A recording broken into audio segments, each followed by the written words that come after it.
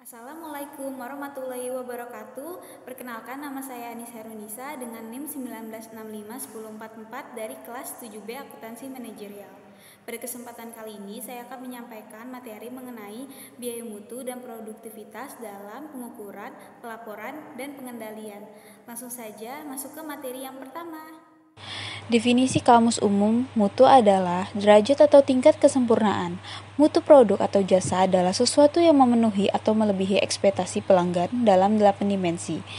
Yang pertama ada kinerja, yang kedua ada estetika, yang ketiga ada kemudahan perawatan dan perbaikan, keempat keunikan, kelima reliabilitas, keenam durabilitas, yang ketujuh tingkat kesesuaian, dan yang terakhir ada pemanfaatan. Definisi dari biaya mutu. Biaya mutu adalah biaya yang timbul karena mungkin atau telah dihasilkan produk yang jelek mutunya. Definisi ini mengimplikasikan bahwa biaya mutu berhubungan dengan dua subsektor dari kegiatan terkait dengan mutu kegiatan pengendalian dan kegiatan produk gagal. Biaya pengendalian adalah biaya yang dikeluarkan untuk menjalankan kegiatan pengendalian, sedangkan biaya produk gagal merupakan biaya yang dikeluarkan oleh suatu organisasi karena terjadi kegiatan produk gagal. Perhatikan bahwa definisi kegiatan produk gagal ini dan biaya produk gagal ini menjelaskan bahwa respon pelanggan atas mutu yang jelek dapat memperbesar biaya organisasi. Definisi mengenai kegiatan yang berhubungan dengan mutu juga menjelaskan 4 kategori biaya mutu, yaitu yang pertama ada biaya pencegahan. Biaya pencegahan ini terjadi untuk mencegah mutu yang jelek pada produk atau jasa yang akan dihasilkan.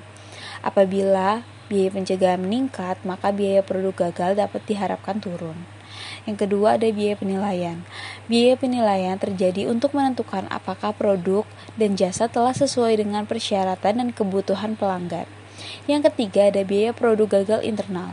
Biaya produk gagal internal ini terjadi karena produk dan jasa yang dihasilkan tidak sesuai dengan spesifikasi atau kebutuhan pelanggan. Dan yang terakhir yaitu biaya produk gagal eksternal. Biaya produk gagal eksternal ini terjadi karena produk dan jasa yang dihasilkan gagal memenuhi persyaratan dan kebutuhan pelanggan setelah barang dikirim ke pelanggan. Materi selanjutnya yaitu mengukur biaya mutu. Biaya mutu ini bisa juga diklasifikasikan sebagai biaya yang terlihat atau tersembunyi. Biaya mutu yang terlihat adalah biaya yang disajikan dalam catatan akuntansi organisasi, sedangkan biaya mutu yang tersembunyi adalah biaya oportunitas yang terjadi karena mutu yang jelek. Ada 3 metode yang disarankan untuk tujuan tersebut. Yang pertama ada metode pengganda. Kemudian yang kedua ada metode penelitian pasar, dan yang terakhir ada fungsi rugi mutu Taguchi. Materi selanjutnya yaitu berkaitan dengan pelaporan informasi biaya mutu. Langkah pertama dan yang paling sederhana untuk menciptakan sistem semacam itu adalah menilai biaya mutu aktual berjalan. Pencatatan secara terinci biaya mutu aktual berdasarkan kategorinya memberi 2 manfaat penting. Yang pertama, ada catatan tersebut mengungkapkan pola biaya mutu dalam setiap kategori yang memungkinkan para manajer menilai dampak keuangannya. Yang kedua, ada catatan tersebut menunjukkan distribusi biaya mutu menurut kategori yang memungkinkan para manajer menilai kepentingan relatif dari masing-masing kategori. Materi selanjutnya yaitu mengenai fungsi dari biaya mutu menurut pandangan tradisional. Pandangan tradisional mengasumsikan bahwa terdapat trade-off antara biaya pengendalian dan biaya produk gagal. Ketika biaya pengendalian meningkat, biaya produk gagal harus turun.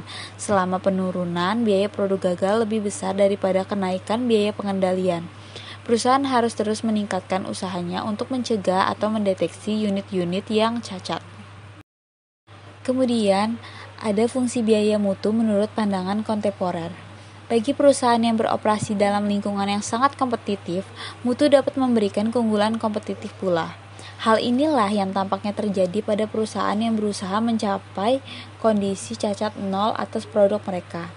Tingkat optimal dari biaya mutu adalah keadaan di mana produk yang diproduksi sehingga memenuhi nilai targetnya. Usaha untuk menemukan cara mencapai nilai target menciptakan sebuah dunia mutu yang dinamis sebagai lawan dari dunia mutu statis (AQL). Strategi untuk menekan biaya mutu adalah: yang pertama, lakukan serangan langsung terhadap biaya produk gagal untuk memaksanya menjadi titik nol. Kemudian yang kedua, lakukanlah investasi pada kegiatan pencegahan yang tepat untuk memperbaiki mutu. Yang ketiga adalah kurangilah biaya penilaian menurut hasil yang ingin dicapai. Dan yang keempat adalah lakukan evaluasi secara kontinu dan arahkan kembali usaha pencegahan untuk mendapatkan perbaikan lebih lanjut. Materi selanjutnya yaitu mengenai manajemen yang berdasarkan kegiatan dan biaya mutu optimal. Manajemen berdasarkan kegiatan atau activity based management mengklasifikasikan berbagai kegiatan sebagai bernilai tambah dan tidak bernilai tambah, serta hanya mempertahankan kegiatan yang bernilai tambah. Prinsip ini dapat diaplikasikan pada kegiatan-kegiatan yang berkaitan dengan mutu.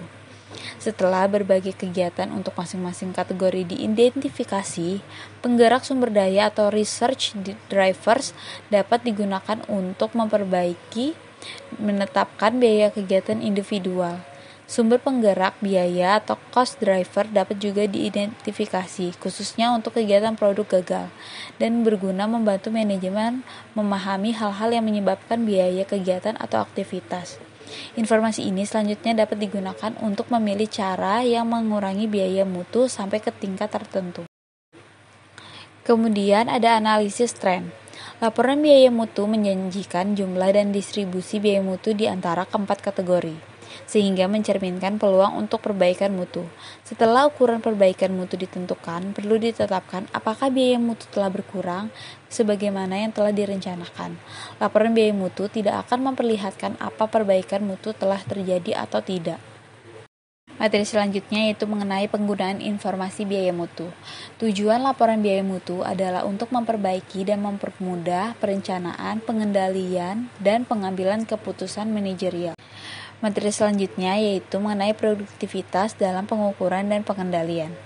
Produktivitas berkaitan dengan pembuatan output secara efisien dan secara spesifik, menunjukkan pada hubungan antara output atau hasil produksi dan input bahan baku yang digunakan untuk memproduksi output.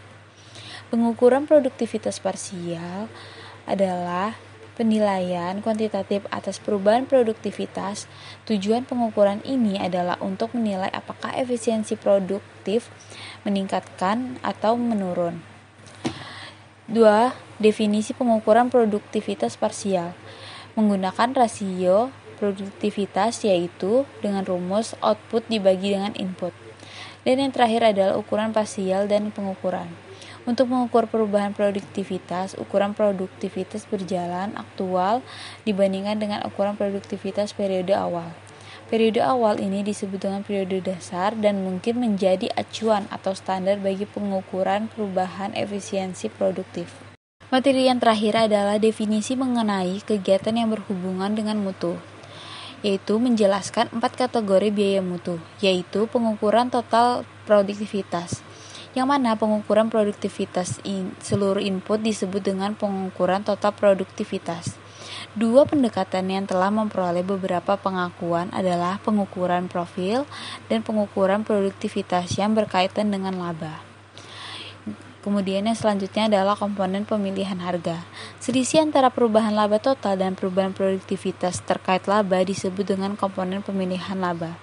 Komponen ini adalah perubahan pendapatan dikurangi dengan perubahan input dengan asumsi tidak ada lagi perubahan produktivitas.